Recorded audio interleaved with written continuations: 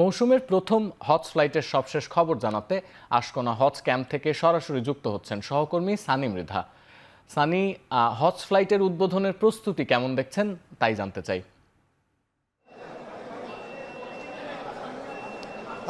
আপনাকে যদি বলে রাখি, এই মুহূর্তে আমি আশকোনাতেই রয়েছি। আসার পরেই দেখেছি যে আইন শৃঙ্খলা রক্ষাকারী বাহিনীর তোড়জোড় কিন্তু ইতিমধ্যে এখানকার শুরু হয়ে গেছে। আমরা সেনাবাহিনীর সেনা সদস্য দেখেছি, স্পেশাল ফোর্স দেখছি, পাশাপাশি পুলিশের যে কর্মকর্তা রয়েছেন তারাও কিন্তু এসেছেন। এর মধ্যে প্রস্তুতি প্রায় শেষের পথে। অর্থাৎ আপনাকে বলে রাখি যে যেহেতু 11:30টায় হজ যাত্রীদের প্রথম ফ্লাইট উদ্বোধন করবেন প্রধানমন্ত্রী তারেক রহমান, এর ফলে কিন্তু এর মধ্যে এই আশকোনা থেকে শুরু করে আশপাশের এলাকা কিন্তু এর মধ্যে আইন শৃঙ্খলাকারী বাহিনীর বেষ্টনীর মধ্যে তারা এর মধ্যে তাদের তৎপরতা শুরু করে দিয়েছে। এর আগে থেকেই কিন্তু গত কয়েকদিন ধরেই এই প্রস্তুতি নেওয়া হচ্ছে। আপনাকে জানিয়ে রাখি যে বেসামরিক বিমান প্রতিমন্ত্রী তিনি এয়ারপোর্ট পরিদর্শন করেছেন, পাশাপাশি এই এয়ারপোর্টের আশপাশের অঞ্চলে কিন্তু তারা পরিদর্শন করেছেন।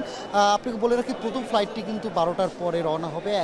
419 জন আসলে হজ যাত্রী নিয়ে প্রথম ফ্লাইটটি উদ্বোধন করবেন। একই সাথে শনিবার মোট 14টি ফ্লাইট যাবে, যার মধ্যে 6টি বিমান বাংলাদেশি যাবে। এর বাইরে কিন্তু যে 4টি যাবে সৌদি আরবিয়া সাউদি এয়ারলাইন্সে, আর 4টি ফ্লাইনাস পরিবহনে করে যাবে।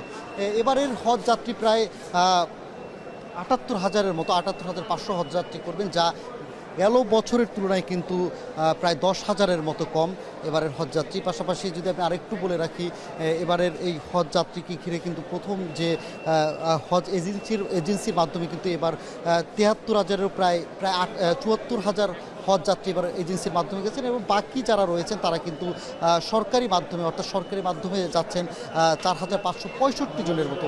এর বাইরেও যদি বলি যে সৌদি আরবের সঙ্গে স্বাক্ষরিত চুক্তি অনুযায়ী হজযাত্রীর শতকরা 50% কিন্তু বাংলাদেশ বিমানে যেয়ে থাকে, এর বাকি 50% কিন্তু তাদের এয়ারলাইন্সগুলোতে যাওয়ার যেয়ে থাকে।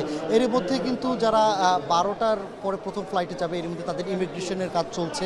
পাশাপাশি আগামীকালকে যারা যাবেন এর মধ্যে কিন্তু তারা আশকোনা হজ ক্যাম্পে এসছেন। অনেকের সাথে কথা বলেছি, কোনো ধরনের সেরকম উল্লেখযোগ্য কোনো ঝামেলা ছাড়াই কিন্তু তারা তাদের সব প্রক্রিয়া সম্পূর্ণ করতে পারছে বলে আমাদেরকে জানিয়েছেন। তো সতীর্থ, আশকোনা হজ ক্যাম্প থেকে এই ছিল সবশেষ খবর আমার কাছে। আশকোনা হজ ক্যাম্প থেকে সরাসরি যুক্ত হয়েছিলেন সহকর্মী সানি মৃধা।